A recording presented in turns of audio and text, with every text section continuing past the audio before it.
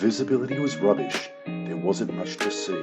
No one saw the wobbegong yawn except for me.